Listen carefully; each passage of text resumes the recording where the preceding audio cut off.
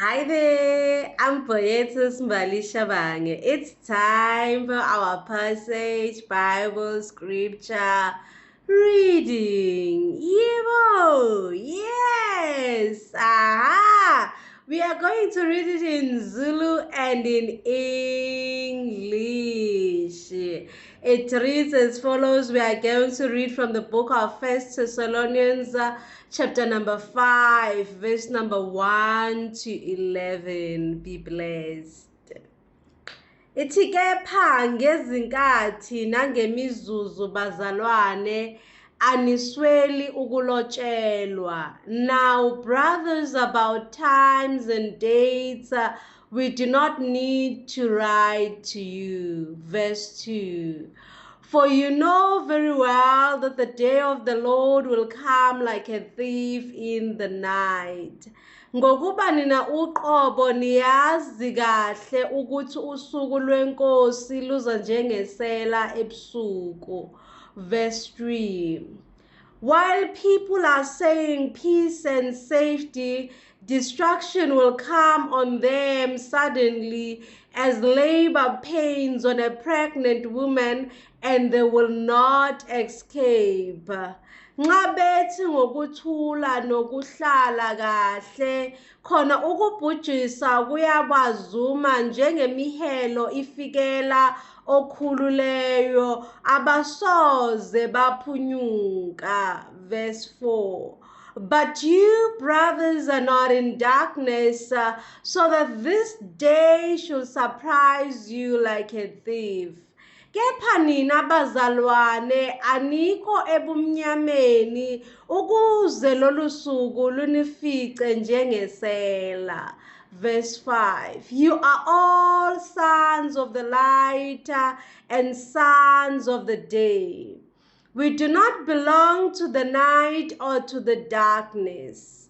Ngokuba nina ningabantwana bokukhanya, ningabantwana bemini, asisibo abobusuku noma abobumnyama. Verse 8, verse 6. So then let us not be like others who are asleep, but let us be alert and self-control.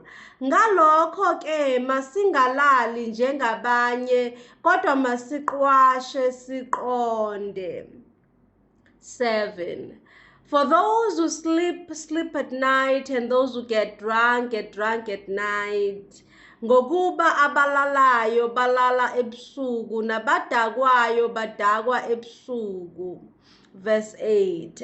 But since we belong to the day, let us be self-controlled, putting on faith and love as a breastplate and the hope of salvation as a helmet. Kepha thina esingabemini masiqonde sifake isivikelo sesifuba sokukholwa nesothando, isigqoko sibe yithemba lokusindiswa. Verse 9. For God did not appoint us to suffer wrath, but to receive salvation through our Lord Jesus Christ. Ngokuba uNkulunkulu kasimiselanga ulaka, kepha ukuba sizuze ukusindiswa ngeNkosi yethu uJesu Kristu. Verse 10. He died for us that we awake or asleep, we may live together with him. Owasifelayo ukuba noma siqwashile noma silele siphile kanye naye. Verse 11. Therefore encourage one another and build each other up, just as in fact you are doing. Ngalokho ke vuselanani nakhane njengokuba futhi nikwenza. That was our scripture reading from the book of 1 Thessalonians chapter 5, verse number 1 to 11. Thank you. Poetus Mbali Shabange signing out.